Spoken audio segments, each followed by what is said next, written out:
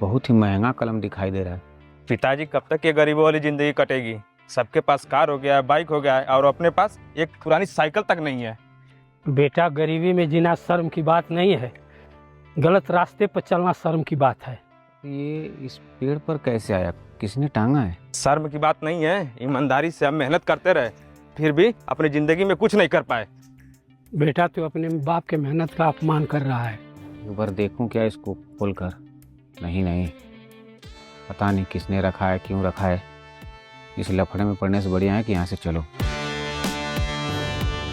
बेटा, थक गया हूँ, रुको, चलो मंदिर पे थोड़ा आराम कर लेते हैं। चलिए करिए आराम। इसीलिए कहता हूँ कि अगर बाइक रहता तो चलने में दिक्कत नहीं ना होती, आराम से पहुँच भी गए होते और आराम भी कर लिए होते उधर चल के।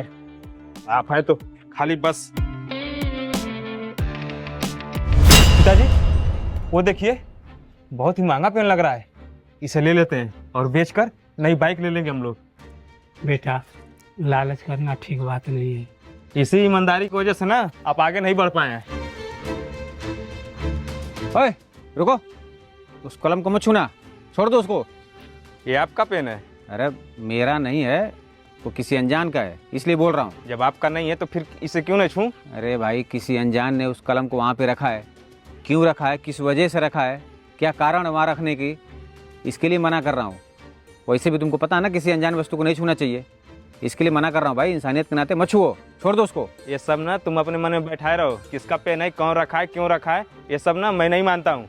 बेटा, जब वो करें कि हमने नहीं रखा है, किसी अनजान ने रखा है, तो इसको क्यों छू रहे हो? मत छुओ। आप तो नहीं बोलिए तो अच्छा है। बेटा, क्यों जिद कर रहे हो? बेटा, किसी अनजान पड़ी वस्तु को हाथ नहीं लगाना चाहिए, लालच मत करो। चलो हम लोगों को जहाँ चलना है चलें। आप ना अपनी ईमानदारी का पाठ अपने पास रखिए, इसी ईमानदारी की वजह से ना आप गरीब के गरीबी रह गए, आगे कभी नहीं बढ़े। ओ भाई रुक जाओ। अरे कम से कम तुमको मेरी बात नहीं सुननी है तो अपने पिताजी की बात तो कम से कम मान लो।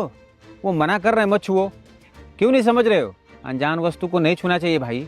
जब कोई चीज़ कीमती हो तो लालच, ईमानदारी और किसका है किसका नहीं है ये नहीं मानता हूँ मैं। जब तुम्हारा पेन ये नहीं है तो मैं तो ये लेकर रहूँगा। बेटा, तुम इतना स्वार्थी हो गए कि ईमान और ईमानदारी भूल रहे हो। आप अपना ईमान और ईमानदारी अपने पास रखिए, ये मैं पेन लेके जा रहा हूँ। बेटा, कहाँ पेन को लेके जा रहे हो? चलो रखो वहाँ पर।